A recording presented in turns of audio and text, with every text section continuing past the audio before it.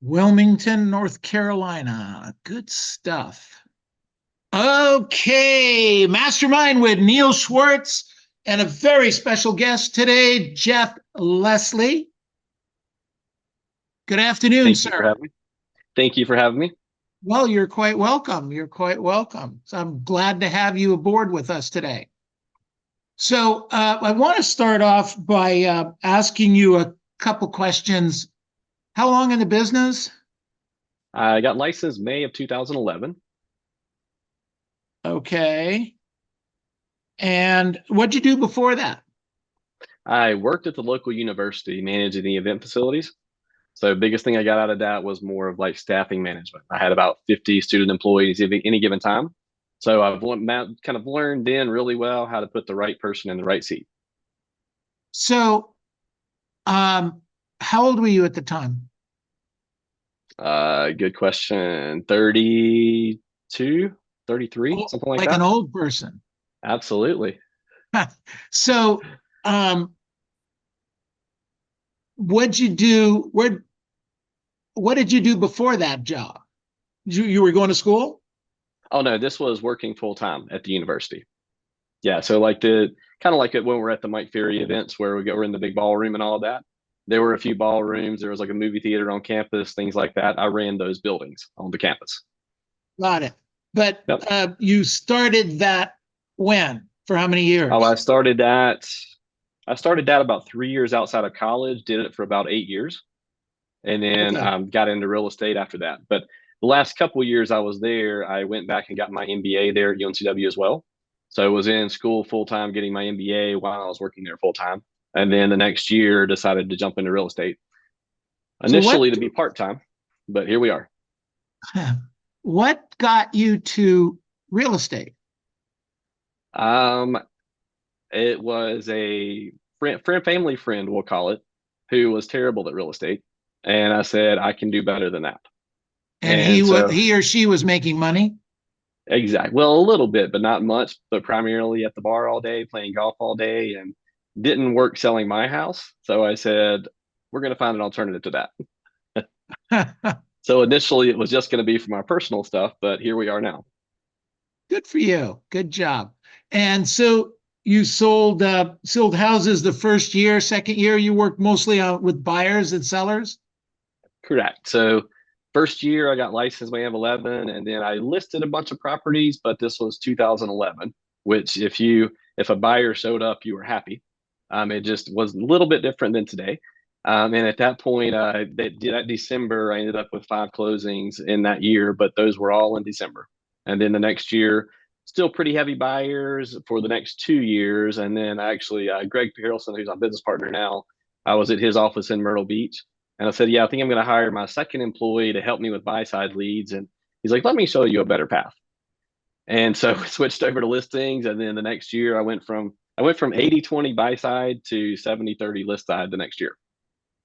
Good for you. You became a very strong listing agent. Yes. Yeah, that's great. Excellent. Um, so from that, where did the business come from? Expired, past client and sphere. So 2011, 2012 was the expired heaven. So I actually loved about a year and a half ago when the expireds kicked back in. But I would wake up every day and there would be 75 or 100 expired sitting in my computer waiting on me because nothing sold. And so I just got really well at working the expired. So those were the majority of the listings. And then the buy sides would typically be calls off of those. One thing I did early on was if I put a sign in your yard, I made sure I had about 5 directionals pointing to it as well.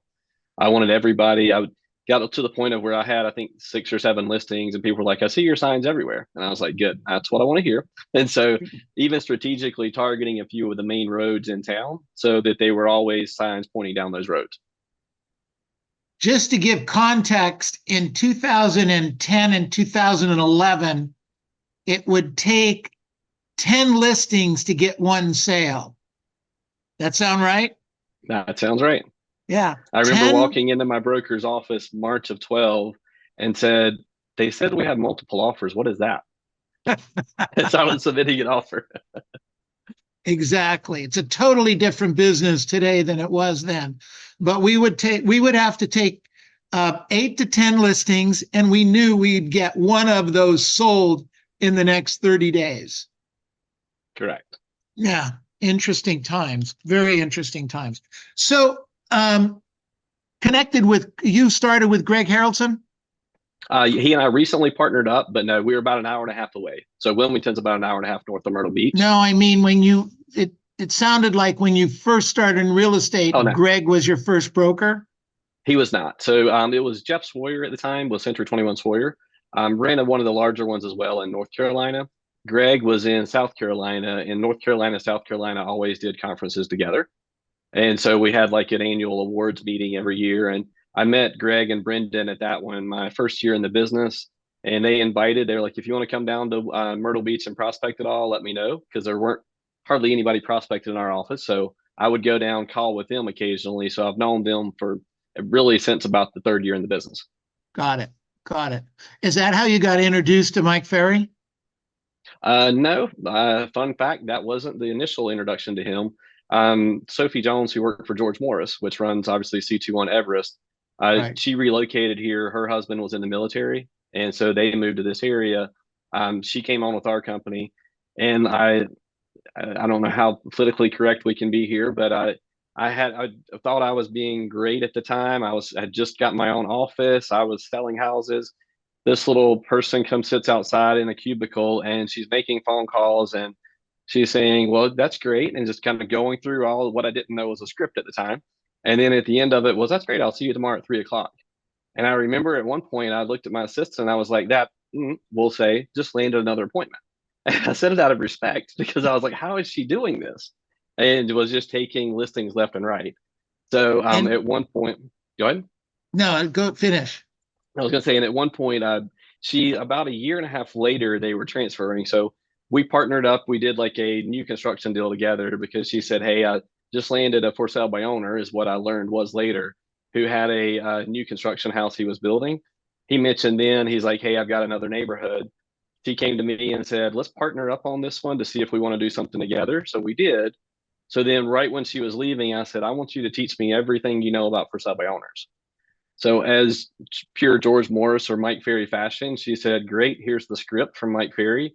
Go write this out for 30 days, 3 times a day, and then come talk to me." And I said, "Okay." And that's how you mastered the skills early on, and then it worked really well. Well, it certainly has. You're going to end up doing yourself how many transactions this year? This year will end around 125. 125 personally. Correct. Right. And then you have, well, you don't really have agents working for you. You have assistants working for you, right? Correct. Yes. Tell me how that works. So early on, so I got licensed May of 11, May of 12. I'd used our transaction coordinator in the office for probably about 15 closings or so at that point. And I had one of my employees that reached out. She had a photography degree from near the area and used to work for me about 6 years earlier at the university. Said, "I was thinking about coming back to Wilmington. Have you heard of anything?" So me being me, seeing all the listings I had coming and thinking photography, I was like, "Let me call you back in a couple of weeks and see if we can figure out a plan." And I don't know if you've read the book Who Not How, but very similar to that scenario of find the right person and figure out where you're going to plug them in. And so about 2 weeks later, I called her back. I talked to another agent in the office. She worked 20 hours a week for me, 20 hours a week for him, and I really came on to kind of help manage the transaction side of it more than anything else at the time. So what kind of money were you having to pay this person? At that time, I couldn't even tell you the numbers for sure, but probably 10 years ago, roughly about 30 grand or so. So it was a good solid salary for her, somewhere in that range. But that year, fast forward a couple months, the other person who had her other 20 hours, the situation he was in, he could no longer keep her on because his business was falling off pretty quick. And so went into my broker and I said, "Here's the deal. What do I need to do?" And she said, "Well, let's talk. If we bump these numbers up, we'll be able to get you to here." So, as we've always heard with Mike, it's a numbers game. More contacts generates more of everything. So we kind of redid the math equation, and by brought her on full time in August, and at the end of the year, And surprisingly so, that year was I came up just short of Centurion. It was literally like $1,200. Well, the very next week, one of the builders here in town calls and says, "Thank you for selling 4 of our houses. Here's your $5,000 agent bonus." So I went back in and I was like, "Shit, I just hit Centurion." It's my first year in. It worked out well, but it really was kind of putting your nose down and really just grinding out the prospecting early on and making it happen. So we all want to do that, but life gets in the way. How do you manage that? You've got to realize sometimes that you're basically setting yourself up for the future. And so that year, she probably made more money than I did. And she def not the exact same amount for sure, but you got to realize kind of what you're walking into for the future versus just the short-term reward. I think a lot of times we kind of focus too much on the short-term gain of we want to do this. I've now got 3 full-time employees, and one I brought on about 3 years ago now. She's doing, I call her more my 6 month paycheck. So as I'm venturing into new areas, I'm getting into some commercial stuff now. I told her, I was like, find me all the commercial trainings possible, plug me into the equation. We're also doing past client events. I call her the puppet master. My job is to show up from 3 to 5 at this event, shake hands, kiss babies. She's got them all there. She tells me who's coming prior to, and then I go in and talk to them all. And we're generating a ton of business out of that as well. But those were when I brought her on, I was like, I'm going to lose money for 18 months. Like I planned on her salary not being profitable. Well, after about 6 months, we ended up landing 3 listings out of those events, and we were clearly on the profitable path, and it worked out well. But you got to plan sometimes for the loss and hope for the best. Well, you had some early on training working with these people, because one of the biggest issues I hear is I don't know what to tell them to do. I don't have a job description, and I certainly don't have time to follow up on them doing what they're not doing. Mm-hmm. Well, and I've So told a lot of how's that? agents. How did you make that work? So this is where I'd say the benefit from working at the university kicked in. I learned early on you write a job description and then you keep them busy with the certain tasks they need. But we hear a lot of times the word delegation. I think delegation is the wrong word when it comes to staffing. I think the word trust is the key word when it comes to staffing, because if you can trust that they're going to do it, you're willing to delegate anything to them. But if you feel like you can't trust that they're going to get it done, then immediately you get into the walls are up and you're trying to do everything yourself. So you've got to really trust who you got working with you and give them one thing at a time. So, like my assistant I hired a few years ago, she asked for a job description, and I said, "Here's A to Z what I've got to do in a deal." And it's from the time loading numbers into Vulcan 7, I think, to all the way through post closing, sending out a thank you card. And it was about 100 steps. I said, these are the 5 license activities that I've got to do. I've got to be prospecting. I've got to go on the appointment. I've got to negotiate the contract, negotiate repairs, pick up the paycheck. I said, these other 95 things, I want you to do these. And I'm going to start out with 10, and we're going to add 3 to your list each week. And so we basically grab the ones that are the key factors, and then the next week train on a few more. So that within 6 months, they've got it all. But some people try to throw all 100 tasks at once and then wonder why they fail. So it's almost a little unfair of a situation we'll put staffing in sometimes. You consider yourself an analytical? I've been told that a few times. Okay. All right. Just want to get that off the table right away. Just a little bit, yes. Well, that's good. That's good. You're allowed. You're letting go. So many agents can't let go. Correct. And that's where I think the trust factor comes in. And that's where the trust factor came in. And that's where the training that you got in at the university before this. Correct. Got it. Just by managing as many people as I did. Yeah. So, okay. So, scripts and dialogues, previewing property. How well did you know the neighborhood before you started selling houses? I did not. So I tell people all the time with newer agents in our office as well as across the country, if you're looking, everybody thinks you have to be the expert. You don't, but you also don't set the appointment day of, is what I did early on. So I would prospect, I would set the appointment, I would drive to that neighborhood with the list of the last 5 to 10 sales, whatever it was. And I would drive through and learn, okay, this house of XYZ address was next to the gas station. This other one was near the back entrance. This one was next to the pond. So when I met you 3 days later and we're talking about the properties, I would say, well, you know, this address, the one up next to the gas station. And they're like, oh, yeah, that's Joe and Bob. Well, they immediately think that I knew all about the whole situation. But it was just I had figured out enough of the neighborhood that I could walk in sounding like an expert. And I think that's where a lot of agents, you don't put the little extra time in. We get all excited that we got an appointment. Well, that's great. But if you can become a bit more of an expert about that neighborhood, you're going to be much better off and much better odds of landing it. Got it. How big an area were you working? At the time, it's about, I'd say it's a 30-minute drive, basically 3 counties. I've Okay. expanded a little bit since then, but primarily you ultimately kind of factor down your price points for where you want to be. Like I'll drive an hour and a half currently for $1.5 million, but I'm listing, but I won't drive that far for a $300,000 buyer. Good. Glad to hear it. Exactly. Good stuff. Okay. So, scripts and dialogues, what to say, how to say it. I mean, clearly you have a gift to gab. That's my sense. You know how to put things together. You trust people that are trustworthy. But you know what to say and how to say it. Where did you pick that up? This guy named Mike Ferry, I met, this was probably 2015. I got into coaching with him and he did the East Coast tour. That's when they were still doing the Florida Superstar or production, whichever one it was called. But it would come in August to, or October, I think, to Florida. He came through our office at the time and I walked up to him and I said, Mike, I've got to be honest. I've been listening to your YouTube videos for about 3 or 4 years now, ever since I'd kind of introduced to Sophie and she told me the name. I started listening to his YouTube stuff all day long. I said, I feel like I owe you money.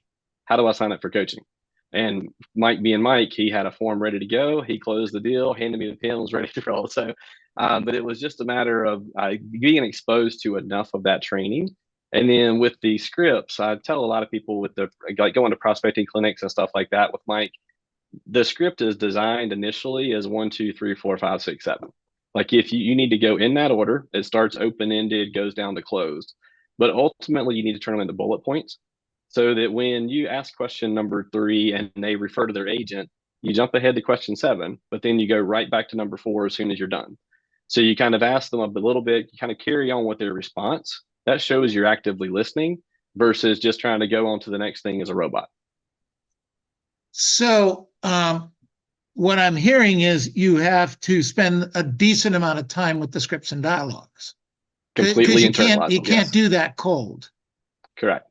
Right. Go So, in and internalize those so it's truly a conversation at the time. so how much time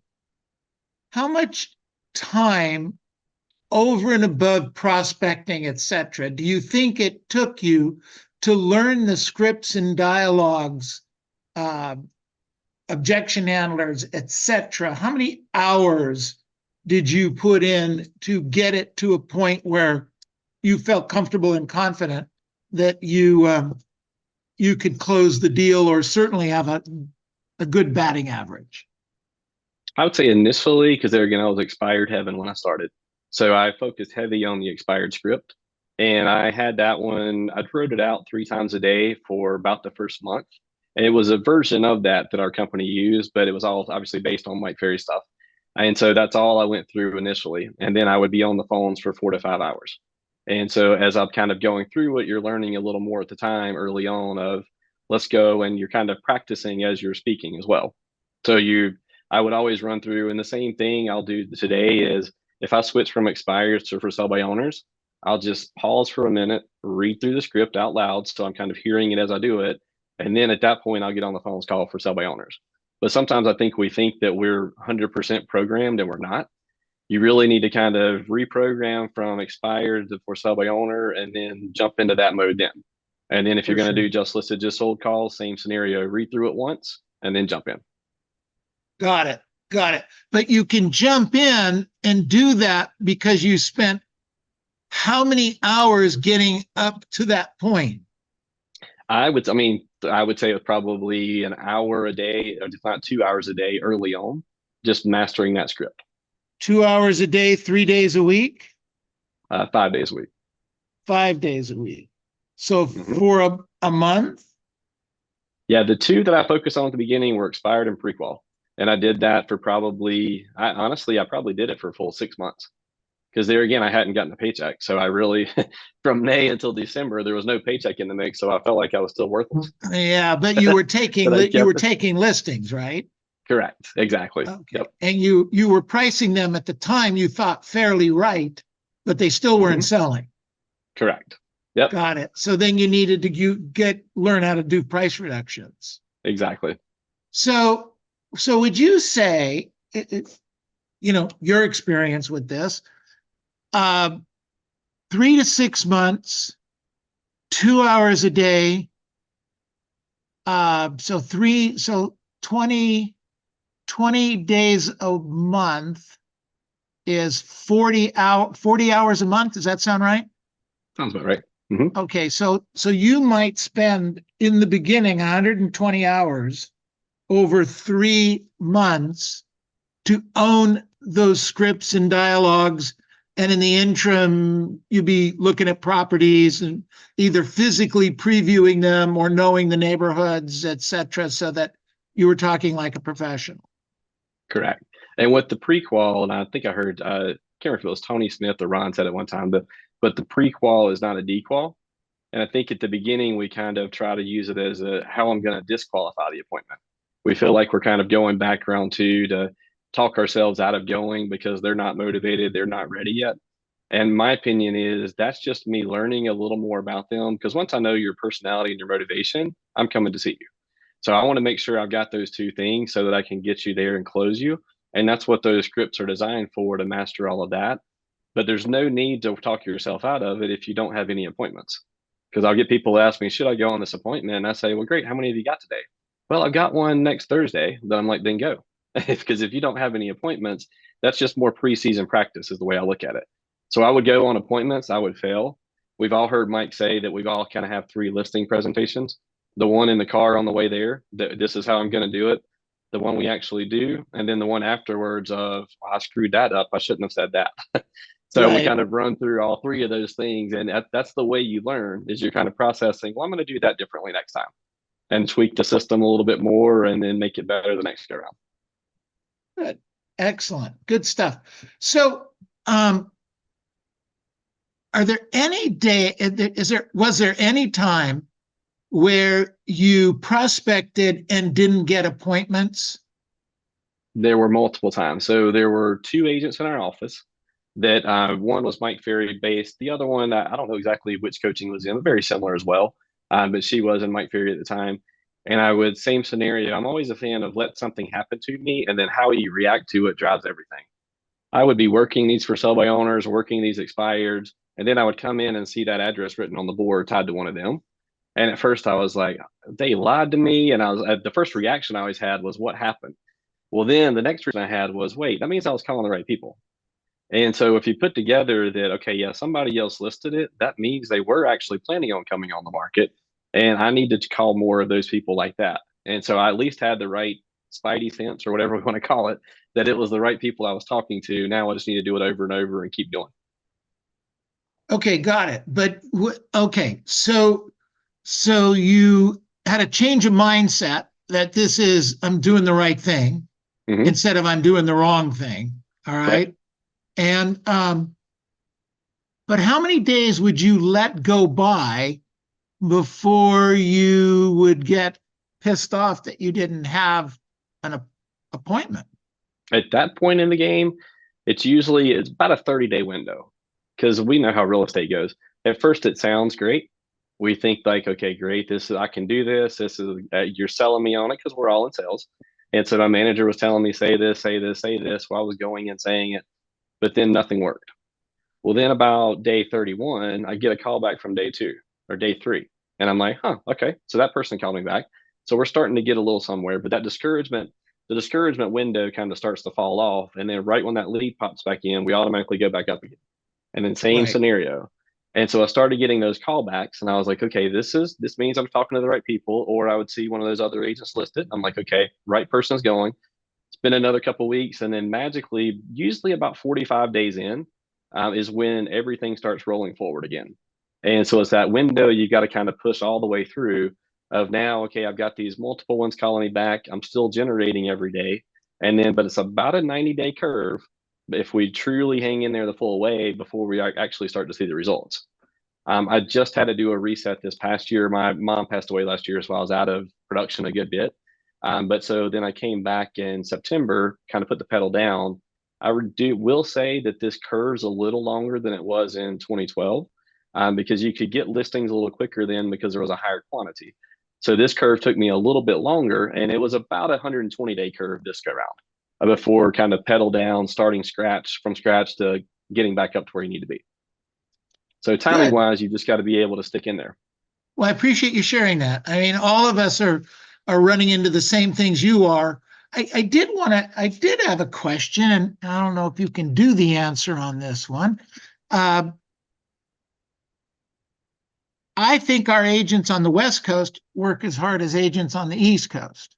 However, all right, it doesn't seem to be as many listings per month taken by West Coast agents as there are by a number of East Coast agents. What do you think that's about? My guess is probably the price tag, because I can even tell you in my market, the higher price tag agents aren't doing nearly the quantity. Like there's one guy that basically owns one of our islands here in the area. He's lived on it for years, does a great job working that farm, we'll call it. But the average price tag is 4.5 million. He'll do probably about 10 deals this year, and he'll do a great job because some will go in the 8, 9, 10 range. And so he'll bring in about 100 million on about 10 or 11 deals. So I think the price tag and it's really just a matter of where the commission check's at. And if we've got the money rolling in, we get complacent, and we all do that. Ed Milet, if you've listened to much of his stuff, he talks about we all reset the thermostat. Right. And really, we kind of are comfortable at that 72-degree setting or whatever. So if 1 month we dial it up to 80 and we're out producing ourselves, we're like, oh, no, something's not right. We got to get back to normal. And so we kind of pull ourselves back in. Same scenario when we're making nothing, we feel bad, and we bring ourselves back up to it much quicker. But trying to continually raise that bar to a new norm is the key. And what's so your that's average? Go ahead. Sorry. 420 is the average sales price here. 420. So 420,000. $12,000 a side. Correct. More or less. Exactly. Got it. So ours is probably approaching 20,000 to 25,000 a side, depending on the agent. I mean, the average sales price in our LA County is $1.1 million. In Orange County, it's $1.3 million. That's the average sales price. Right. It's so when they're making a check, even if they're making it a 2% check is $26,000 on 2%. It's a nice check. It is. And I'll be the first to admit when I have because I last year did a 3.5, and I've got some of those that keep kicking occasionally. And I do pull myself back a little bit then, because I'm like, oh, that was a great month, versus just keeping the pedal down, and just pushing through the production like we need to do. And I'm always a fan. I'm a control freak. I'll be the first to admit that. But a lot of people say, well, how many buy sides are you going to do and how are you going to do it? And I say, no, you're looking at the wrong thing. You can't look at how many listing contracts, how many buyer contracts. You can only look at how much you're going to be in the office on the phone calls. Because I know that 1.5 hours prospecting is going to take one listing, 1 hour is going to set one appointment. And I know those numbers to a T. So if I'm in the office doing that, that generates the listing, which generates enough listings, which generates enough sign calls, which generates enough contracts. And all of that just kind of magically shows up. And the closings, they happen. And sometimes I don't even know they're happening, because if you've got the good staff, you're good to go. Yeah. The only thing you're really in control of is the amount of time you prospect. Mm-hmm. That's the generator. That's the lead indicator. Correct. Agreed? And Greg Harrelson will say a lot too. He's like, if you focus on 8 to 11, that's the only thing you really need to care about as a real estate agent. The rest of the day will magically take care of itself, but you got to make sure you keep that area clear for generation and follow-up. Fantastic. Good stuff. You open for some questions? Absolutely. All right. Jeff Lesley. Questions for Jeff? Question, Neil. Go ahead, sir. Hey, Jeff. That was awesome, dude. I felt like everything you said, I wanted you to say it over and over again. But I love how you said, like, if you're calling an area and you see someone else get the listing, you look at it as I'm doing the right thing, whereas I'm like, what did I do wrong? How did they get it over me? So I Right. love that little mindset shift. But I had a question. What advice would you give someone who's a newer agent or a new agent? As far as which part? Everything Yeah. in real estate, like as far as obviously, like sticking to the Mhm. schedule is the most important thing. But if you could tell yourself something when you first started, what would it be now? So the big thing a lot of new agents do is they'll look at what a successful agent's doing today, and you need to not do that. You need to look at what a successful agent did those first couple of years. So like for example, like I just listed one, met this morning with a 2 million, yesterday met with 1.5 million, which is 3 times our average price point here. But I can tell you my first year, there was a property in our downtown area, not the best part of town by any means back then. It was a barber shop which had been converted over in a residential neighborhood, so I had a special use permit. I went in and I got that listing down. I think the package deal originally for the 3 lots was like, we'll call it 200,000 at the time. I got them down to 150, which was closer to market value. So major price adjustment on expired. I got the listing for 6 months. I got it at the 6% that I wanted. I did everything I needed to be doing to kind of check the right boxes for future success. And I learned so much on that. I never sold the house. I'll be the first to admit that because it was a complete nightmare with the special use zoning and all. It was basically a house without a kitchen that you're trying to sell because it's all converted as an office. So it did not sell. But when I came out of that appointment and I was like, I did everything I was supposed to do. I checked those boxes and I carried that on to the next win. And so that's the big thing you got to do is not worry about what the property is that your ultimate dream goal. And we've got way too much $1 million listing going on right now. So we need to turn that TV show off. We need to be looking at, okay, where am I going to go out and find a deal to pay the bills? And if you literally are going out and hitting the right price points to make it all happen, it'll be very easy to carry that skill set forward to the tougher client, to the tougher client, to the tougher client. Yeah, that is so good. I mean, Kamal, that was a great question, and I want to commend Jeff. I've heard the answer to that question 20 times. I've never heard it as well as you put it in saying that don't look at what I do now, look at what I did then yeah, and emulate that. That's so well put. Thank you. yeah, because Good Jeff, I stuff. mean, my COA is like my center of influence is not as big as yours. So how do I do that if you're doing that? But if I go back to what you did when you first started, then it makes it realistic for me and practical. Absolutely. So Thank you so much. if you want to, we'll talk center of influence real quick. So I worked at the university, like we said. And so me being me, thought I could go back in and land one of those right away. They knew me, they loved me, it would be great. Same scenario, mindset shifts is how you got to look at everything because it's not a matter of what they say, it's how you react to it. Guy says, hey, I would love to leave this school and go to another school and get a job if I could sell my house. Me being me, red flag popped up. Oh my God, I got a listing appointment. Everything's amazing. Go on the listing appointment, meet with him, and then at the end of the appointment, he says, that all sounds great, but I think I'm going to call the guy from Remax that helped me that sold me the house digitally. And first of all, it's a slap in the face. And then I was like, you know what? He knows I just got my license a month ago. And I know the other guy, because I'd done my homework, the guy that had it listed had been in the business like 20 years. Why would I hire me as a brand new agent when I know that? I'm going to go, as we hear Mike say all the time, there's a lot more people you don't know than people you do know. I'm going to go chase this don't know me crowd. And then ultimately that'll carry back over into the know me crowd. And that's what I did. I worked heavy on expireds and stuff like that. And like we talked earlier, of if you walk in confident because you've learned their neighborhood before you went, they have no idea what you do and don't do. And I was very heavy at the beginning on the we versus until I could say the me. And so you got to say, like at the time, we were the number one Century 21 in North Carolina. So I would say that all the time, and nobody had a clue that I got my license a month ago. So if you take that angle and just deliver it confidently, you're perfectly fine. Never lie to them, but if you say it the way you're supposed to say it, they're never going to question it. Great thought. Thank you, Jeff. Okay, other questions for Jeff? Miriam, have a question. Sure, Miriam, go ahead. What is your value proposition? For me, Miriam's coming off of a coaching call. fair enough. For me, there again, we'll look at two different angles. At the beginning, it was running it like a business. And that's what I think a lot of people do, because I had came out of customer service industry for those 8 years prior to. And I remember the very first expired lady I sat down with. She had been on the market for 6 months, it expired. And I said, tell me about your last agent. We've heard that question before. What did they do that you like and they didn't like? And then I sat down in front of her afterwards and she said, you know what? They never called me in 6 months. I heard from them about twice at the beginning and never heard from them again. The listing agent, we're about 7 days after it expired. Listing agent never even called her to tell her it was expired. And I'm sitting in front of her.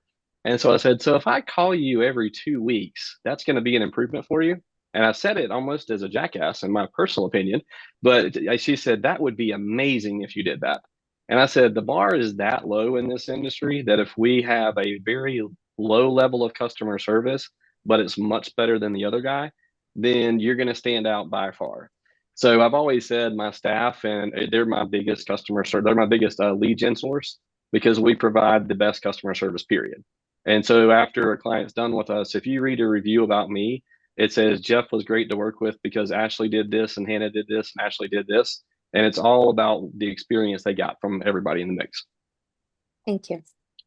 That's great. Jeff, thank you. Great question, Miriam. Other questions for Jeff Lesley? Let's go speak up or just jump in. I have a question. Sure, Marhan. Go ahead. Hi, Jeff. Thank you very much. I see by you that you have one big mirror. How much is important the body language when you're prospecting?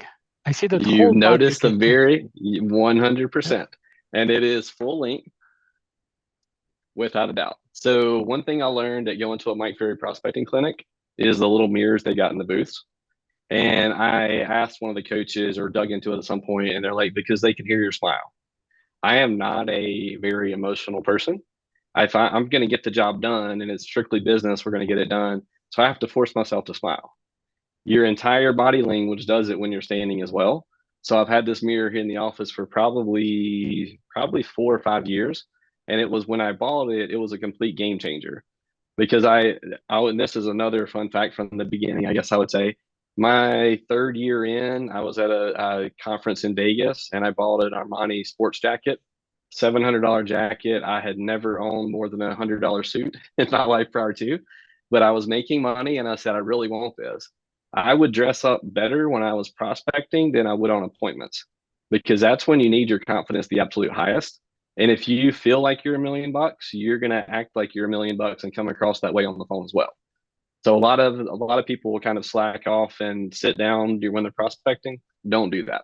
You need to be your most confident at that time. Thank you very much, Jeff. Great advice. Thank you, Jeff. Fantastic. Good stuff. All right. Other questions or suggestions or come on, jump in here. Questions of Jeff?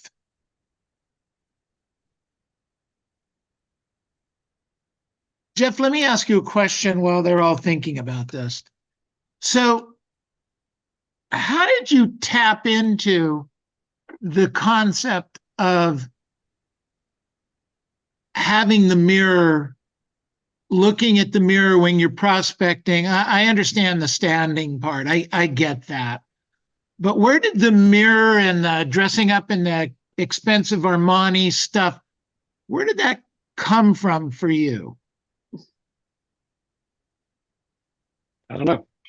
To be completely honest with you, I go into a few Mike Ferry things. Like he obviously kind of pushes that early on of the professional appearance, that kind of stuff. But for me, it was more, I needed that confidence, I guess I'll say, because I've never been a telemarketer. I've never been, if you had told me 12 years ago, I'd be a real estate agent, period, I'd tell you you're crazy. But I never would expect it to be the guy making the phone calls. And so I just needed that extra kind of boost. I call it my Superman outfit when you've got it on. And so if we've all got that one suit that we know if we've got it on and those perfect shoes or whatever, you've got to just feel the part prior to anything. And it's all a confidence game. And I think it comes down to, like we talked about, knowing the neighborhoods. For me, that was just the icing on the cake for the scripts. was I knew what I was saying, but then I knew that I could deliver and be the best version of myself if I showed up that way. So what you're saying is this is all, you package this whole thing. So confidence comes from knowing what to say and how to say it. Confidence comes from knowing the neighborhood or previewing some houses or however you set that part up. You look like $1 million. You're looking at yourself looking like $1 million. And so you're on the phone sounding like $1 million. Mhm. If anybody heard what I just said, you got to shift today, because that adds 2 or 3 elements to what we're talking about. Previewing property, you must do. Scripts and dialogues, you must do. But adding the element of looking good while you're prospecting and you can see it will be a game changer for you guys. Absolutely. Wow, that's great, Jeff. Thank you. You're welcome. Well, You Neil, it should wouldn't bottle just that be- and sell it, man. Well, Because if I you always say don't, that- I'm going to. I always say that if somebody had the pleasure of meeting me at some point about their house, they're going to sign paperwork. And you just got to get to that point of where you know you're the best for them. And it's not a cocky thing. It's they're going to select a different agent and they're going to get less money. And if you realize that you are the best thing for them, for just being able to provide the best service, get them the best number and all of that, you got to go help more people is what it comes down to. So in value proposition, if anybody else has got a question, jump in, but I'll keep asking questions if you don't. In your value proposition thought process, I don't know if you can do this with your MLS, but does it show the amount of money you get over list price? Does your MLS show that at all? I've got that broken down. So like one of the last year's sales are on a sheet, and we put the list price, the sold price percentage of sale. And I think it was Ramona, my coach, that had me create that sheet about a year or so ago. And so, yeah, that goes in the appointment with me as well. And so if they want to break any of it down, it's a lead behind they can keep. Got it. And the same thing with days on market. Can you pull that out of the MLS? Yes. So those become value propositions for you. I get more per property. And what's in it for you is that you make more per property, or however you're sharing that. So tell me, in that genre, what value propositions are you using? You don't have to go through everything, but just give me some highlights. Well, the other big one as well for mine is the negotiating, because I've now, like last month, for example, I closed number 1,100 in 12 years. And that number of closed contracts means that was negotiating probably 1,500 deals. So being able to listen to the other side and hear what the other agent's saying, the stuff they shouldn't be saying, because we know how agents are. Sometimes they'll open their mouth and you're thinking, why did you just say that? Well, you got to know where to insert foot. Exactly. Right. So hearing the little things to be able to help your client out to get the best deal possible, that's another key factor as well. And that's just So how do you share that with the client in terms of, do you say that, I've got 1,200 transactions and those 1,200 transactions equate to 1,200 deals or 1,500 deals that I negotiated, and this equals that? So I'll give Elisa credit for this one, and I think it came from Bernie, the line they use, but they'll say that let me make sure I've got it right here. The best indicator of future success is past performance. Wouldn't you agree with that? Sure. In the 12 years I've been in the business, I've negotiated 1,100 successful closings, which is probably about 1,500 contracts. So that means I'm going to make sure I'm putting the best foot forward representing you. You need the best person in your corner, correct? Sure. So let's move forward and get the contract signed, and I can make sure that I'm the one negotiating that contract for you when we get there. I love it. I love it. Is there any other value proposition thoughts that we haven't talked about that work well for you? The other one we hit on briefly earlier is just the customer service side. I tell people that you're going to have 100 questions. 95 of those you need answered right away, because we are just a now society. And that's what my employees are going to be able to do for you. But if it's something relative to, do we negotiate back? Do we do this? Whatever it may be, they're going to say, Jeff will call you back later this afternoon. I said, because you don't want me right now answering my phone call when I'm sitting with you at your dinner table, correct? They're going to say no, but you do want to be able to have your call answered whenever you're calling into my office with the question about, do we have feedback from yesterday, right? And they say yes. I was like, that's what we're here to do. So you've got to provide that ultra high level. We use the examples of, it could be the Hilton, it could be the Motel 6, but we want to shoot for the Ritz-Carlton. And that's the kind of experience of pushing past the level of the norm. And that just gets you repeat business because you stand out. That's great. Fantastic. Unmute yourselves, please. Unmute yourselves. Let's give Jeff a big hand. Woo! All right. Thank you. Fantastic. Very cool, man. Good job. Very cool. I'm going to re-listen to this one as fast as I can.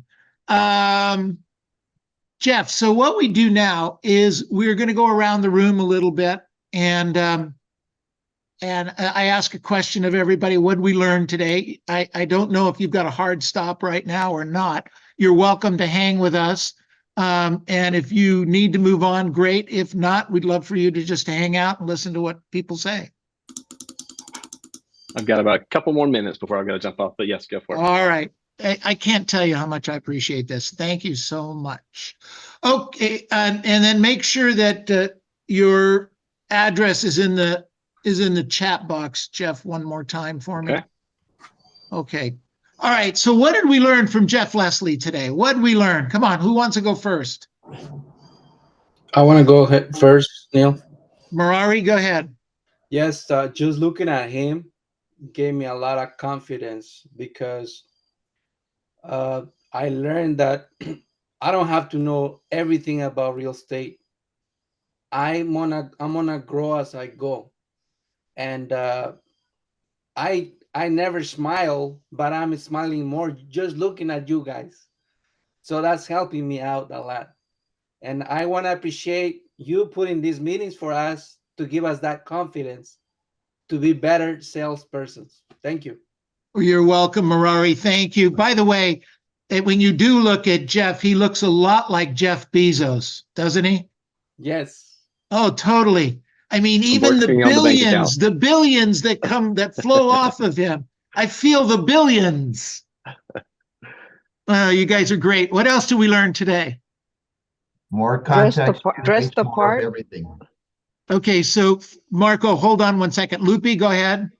Dress the part and feel good about yourself. Dress the part. It was, I talk about that all the time. It's funny, I never put that together. I always talk about going to the office and dress for success. Even if you don't have any appointments, etc., go dress for success because you never know if a client's going to walk in. So you always want to look great rather than in thongs and, I don't know, tennis shoes, whatever people wear. But and Mike always said this, but he never said it that way.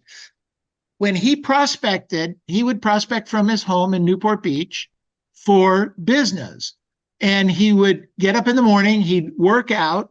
Sometimes he'd go to the gym, sometimes not. He'd shower, get changed, go put on his suit, go put on his sport coat or his suit jacket, walk outside the front door, turn around, walk back in, go to his desk, take his jacket off, put it behind the chair and go prospect.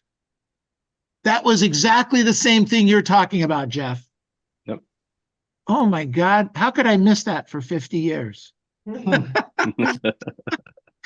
I'll get it someday. Okay, good stuff. Marco. More context generates more of everything. More context generates more everything. Great point. Good. What else do we learn today? What else do we learn today? Who's next? Come on, jump in there. It's not a matter of what they say, it's how you respond to it. 100%. Doesn't matter what they say. And I'd like to add something to that, Patty. It doesn't matter what happens to you in life. It's how you react to it. So it's not just what people say, it's how you react. That's actually been a cornerstone of my life, my family, my business. Doesn't matter what happens to you. It matters how you react to it. Thanks for reminding us, Jeff. What else did we learn today? Armin, baby. I learned that after 14 years of being here, that maybe I should listen, because all these interviews say just about the same thing. The mirror, the smile, the dress up, but most importantly, the smile when you're talking on the phone. You know, it's not complicated. It's just not easy. Well, it's interesting. Thank you for that, Armin. What's interesting, what I heard today was the mirror in front of us is an old thing we've heard. But for me, Jeff took this to a whole new level.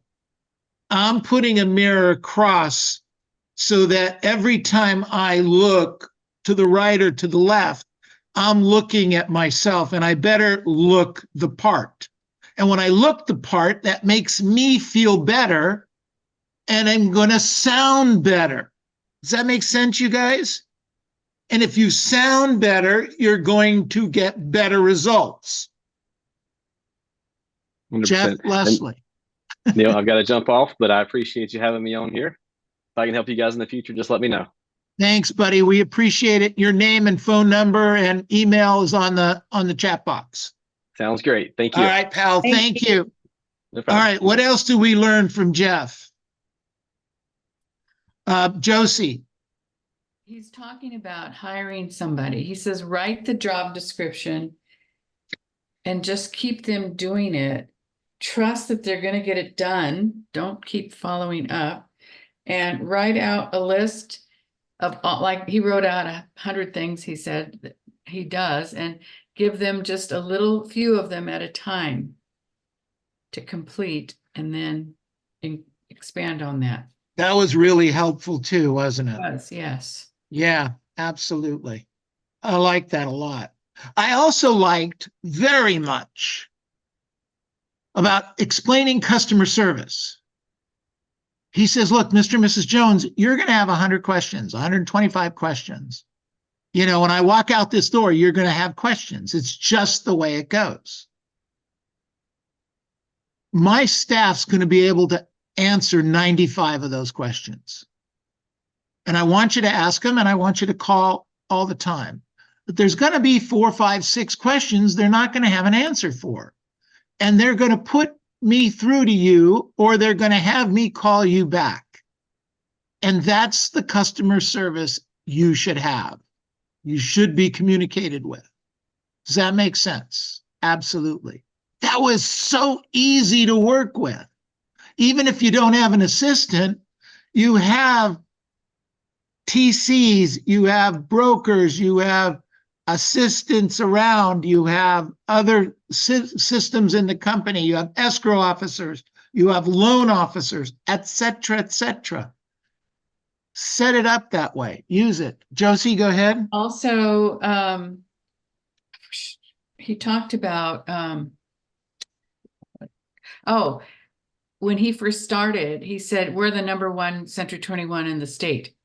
And, you know, it's a couple of months ago, we heard that Century 21 Masters was #2 in California, right? Yeah. That's great. We can't forget that. No, we have to use it. You're exactly correct. Absolutely, we have to use that. And God, there was something you just said that I hit on, and now I forgot. Okay. Well, isn't Century 21 Masters also #7 in the nation? If I remember correctly. It's 7 or 10. It's really good anyway, right? Yeah. No, 100%. And actually, the last number I saw was 14 in the world. No, those are big numbers. Those are huge things. And so how does that help you, Mr. and Mrs. Jones? By the way, this is little known fact. I don't have the exact numbers, but this blew me away when I heard this a few years ago. That typically Remax, Sotheby's, some of the top other names, I don't even know that Compass does, they have anywhere from 25 to 75 offices in China. Okay.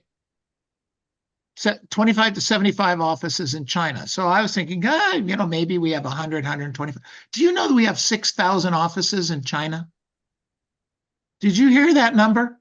So, Mr. and Mrs. Jones, let me tell you how that helps you. And by the way, they all wear gold coats. Okay? They all wear gold coats. So they all have this camaraderie thing. But they and people that come from China are already pre-sold on the Century 21 name. Did you guys know that? Not Sotheby's, not Remax, not Compass, Century 21, because there's 6,000 offices. You have 6,000 offices with 6,000 signs, and I don't know how many listings they take. That's a lot of name recognition we're not using. Get it? Hello? Yeah, Neil, that's great. All right. Neil, I still use that advertisement that says where we are in the world. That remember we had that before. Yeah. You do me a favor, make me a copy of it. I'll see if I can get it duplicated. It's probably or update it. Yeah, that's what I say. It's about 5 years, 3, 4 years old. Please send me a copy. Okay. Also, Neil, thank you for Josie about that. I think that is good. Maybe have the marketing team to create a flyer about our rank so we can use it in our presentation package. Sorry, what was you needing? The rank, the rank. Oh, the ranking. ranking Yes. of the Okay. We have that somewhere. I'll get it to you. We'll do a better job of getting it to you on a more regular basis. Okay. Yeah, that's cool. All right. Okay. Other things we learned. Well, as usual, he always says, learn your scripts to be more confident when you're out there. Oh, we should start. We just handling forget rejection. about that. Let's start forgetting about that. At some point, you guys are going to get tired of me saying that, and you're going to start doing it at a really, really, really high level. And previewing property. I learned something. Yes. One time I had to go to Los Angeles area to work for a hotel. It was the Ritz, the Hilton Ritz. Yeah, the Ritz-Carlton. Ritz-Carlton. Yeah, where? I'm sorry. Which city? I think it was it was very close to the coast over there, Rancho Cucamonga or something like that. No, Ritz-Carlton's in Dana Point and that area, and then also Marina Del Rey. It was very close to San Clemente. Okay, that would be Ritz-Carlton, Dana Point. Okay, so I experienced what he's saying between that and the Motel 6. Everybody gives you the best experience, even the workers, even the cooks, even the people that clean the bedrooms, the housemates. Everybody has a different atmosphere. So what I'm taking from him, he said, we want to give that experience to our clients, our prospects. That way they can see the difference. Exactly. That's what he's talking about. Yeah. You know, look, Motel 6 does a good job. Hilton does a good job. Yeah. but Ritz-Carlton does arguably the best job. It does. Yeah. It does. Yeah. Okay. Yeah. Whether they buy or not, or sell or not with us, at least we know we give the best experience possible. I think that's great. Okay. What else? Anything else you guys learned that you want to share? For me, Neil, for me, what I resume everything is to only one word is confidence. When you have confidence in what you are doing, going through the scripts, you know, everything that you teach us every day. And you feel confidence in yourself. And the way that he was saying that you prepare yourself for prospecting, and the way that you look, and the way that you talk, and the way that you see yourself. And you can reflect that to your clients, and they can see it, and they will give you more business. I think that for me, that word is confidence. Confidence. It works every time. Absolutely. All right, everyone. The who's next is in the chat box. Let's make